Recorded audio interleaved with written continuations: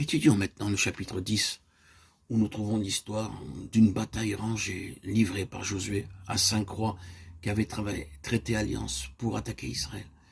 Le développement de cette guerre de conquête est très subjectif. Dans un chapitre, il s'agit de Jéricho, une ville.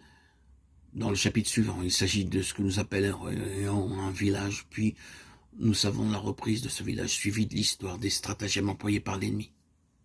Enfin, au chapitre 10, nous trouvons la description d'une grande bataille rangée livrée par une ligue de 5 rois au peuple d'Israël.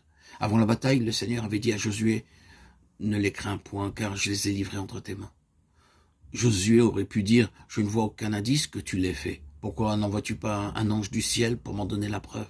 Non, non, Josué prend moi au mot et engage-toi dans le combat. Alors tu auras la preuve que je les ai livrés réellement entre tes mains. Ne crains pas.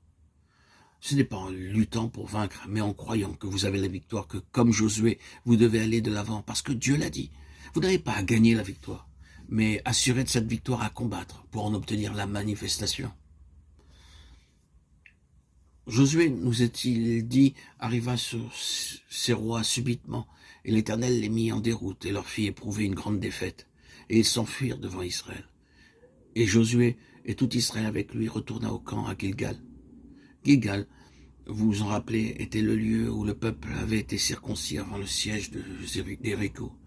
Et les 5 rois s'enfuirent et se cachèrent dans une caverne. Et on le rapporta à Josué en disant, on a trouvé les 5 rois. Quelles sont bien les manœuvres sataniques de celui contre lequel nous avons à combattre, les dominations, ces rois ou principautés. Éphésiens 6:12. Savent bien se cacher dans des cavernes. Ils se dissimulent dans les endroits où vous ne pouvez pas les découvrir. Alors Josué dit, roulez de grosses pierres à l'entrée de la caverne et mettez-y des hommes pour les garder. Et vous, ne vous arrêtez pas, poursuivez vos ennemis.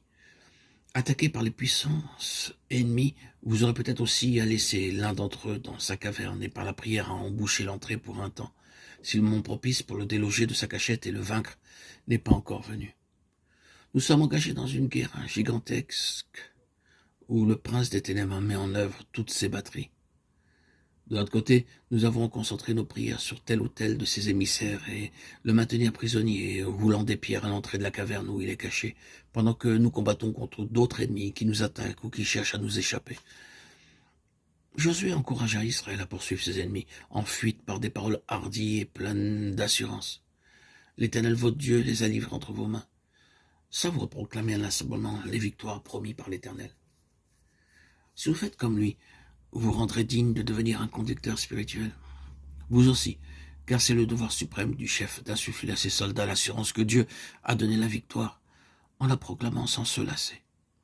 Alors, ils seront capables de mener la lutte à bonne fin.